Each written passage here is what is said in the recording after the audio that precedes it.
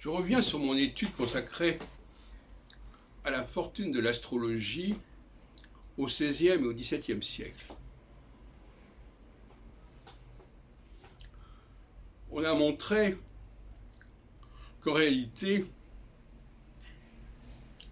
la fin du XVIe siècle a été beaucoup plus critique pour l'astrologie que la fin du XVIIe siècle.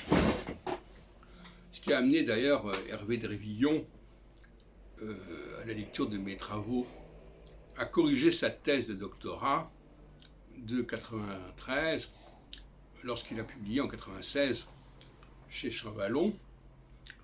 Il est obligé de modifier complètement son appréciation de la situation de l'astrologie au XVIIe siècle, à la fin du XVIIe siècle, notamment autour de Eustache Le Noble et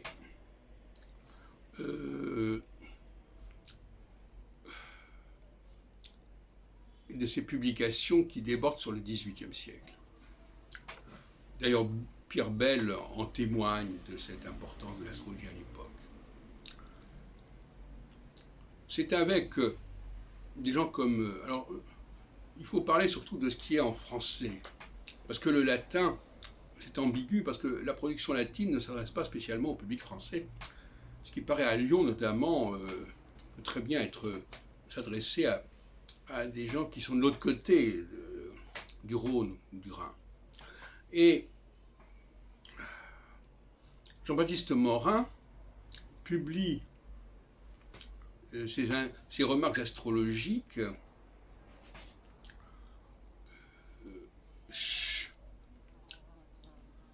dans les années 554, peu avant sa mort, et les traductions françaises de Ptolémée par Nicolas Bourdin, et son commentaire date des années 1640. On a un renouveau de l'astrologie en langue française à ce moment-là. Peut-être même à la fin des années 1620, etc., avec Antoine de Villon et son usage des éphémérides. Mais entre 1560, 70 et 1620, la production en langue française d'astrologie est très faible. Et ce ne sont d'ailleurs, comme on l'a dit tout à l'heure, ce ne sont que des rééditions, comme dans le cas du fameux manuel de Augir-Ferrier, qui est de 1550, qui reparaît encore en 1615. En revanche, et c'est ça qui est intéressant, en revanche, excusez-moi de revenir là-dessus, en revanche, le côté prophétique est renforcé, avec comme manifestation particulièrement forte, évidemment, à partir des années 1584-85, la vogue des centuries de Nostradamus. Et là, on voit justement cette espèce de contraste d'un astrologue tout à fait classique qu'est Nostradamus dans les années 1550-1560 et qui réapparaît, c'est un revival dans les années 1584, etc., sous la forme d'un poète qui n'a jamais été en réalité. Et par ailleurs, ce phénomène complexe entre astrologie, prophétisme et divination est intéressant à étudier, puisque la dimension astronomique, par exemple, fait problème pour l'astrologie. L'ouvrage que j'ai réédité était là, sous le nom de l'astrologie du livre de Thoth, nous montre jusqu'à quel point ça peut aller, puisque même le traité d'Eustache Le Noble est réutilisé par Étella, mais non plus avec un substrat astronomique, mais un substrat onomantique et tarologique, cartomantique. Je recommande cet ouvrage que j'ai réédité en 1993, chez Très Daniel, dans la collection que j'ai dirigée, Bibliotheca Astrologica. C'est extraordinaire. Et d'ailleurs, personne n'avait remarqué que Éthéla s'était servi du traité de Sache-le-Noble, qui lui-même était d'ailleurs plus ou moins inconnu jusqu'à ce que je m'en occupe. Et donc, voyez-vous, et puis alors, il y a aussi cette dimension divinatoire dont se plaint, qui va marquer d'ailleurs toute l'astrologie française du XIXe siècle, mais même aussi du XVIIIe siècle. Et le recul de l'astrologie n'est pas spécialement dû à des attaques scientifiques sur sa droite, mais sur sa gauche, si on peut dire, ou l'inverse, au développement de la géomancie notamment, des pratiques divinatoires, oraculaires, tout au long du XVIIIe siècle, avec des formes d'astrologie plus ou moins bâtardes, comme par exemple les prophéties perpétuelles de Moult, qui n'ont plus rien à voir avec l'astronomie.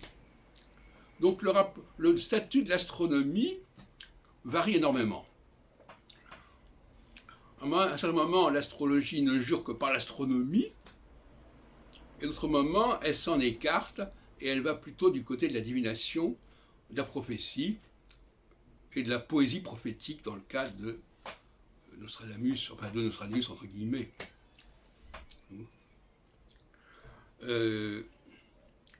Par conséquent,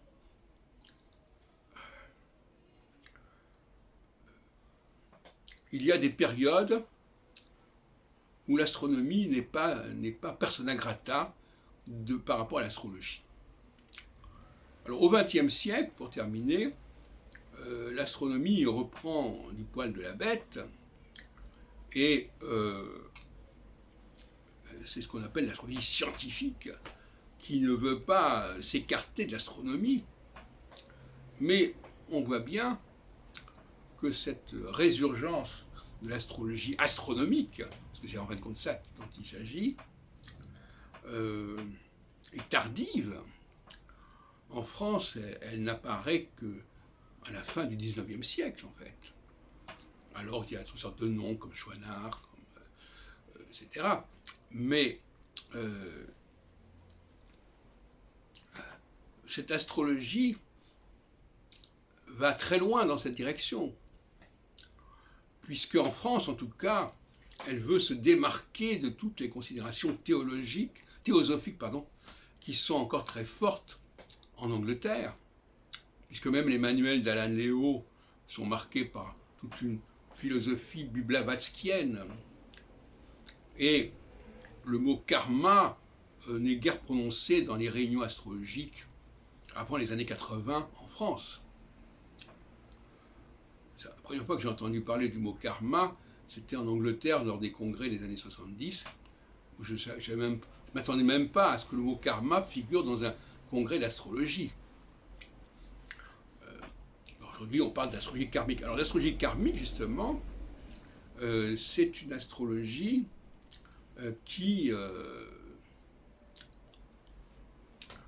prend un peu ses distances par rapport à l'astronomie, mais pas tant que ça en vérité. Enfin, je veux dire par là que, alors le tarot c'est pareil, le tarot, un astrologue qui se respecte ne doit pas utiliser le tarot.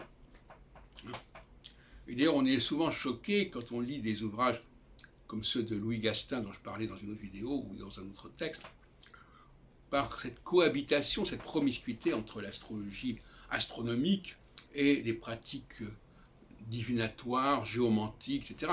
Puisque même un Caslan, par exemple, va publier un traité de géomancie, par exemple, dans les années 1500, par 1930, etc., chez Vega. Eh bien, ça, c'est rejeté par la suite. Dans les années 60-70, un astrologue sérieux, respectable, ne fait pas de géomancie, ne fait pas de tarot. Donc, voyez-vous, ce basculement de l'astrologie, parfois, une espèce de va-et-vient entre d'un côté une astrologie qui se veut purement astronomique et qui ne veut pas toucher ni à la poésie, ni aux centuries, ni à la géomancie, et une astrologie qui à certains moments au contraire est tentée par cette alliance.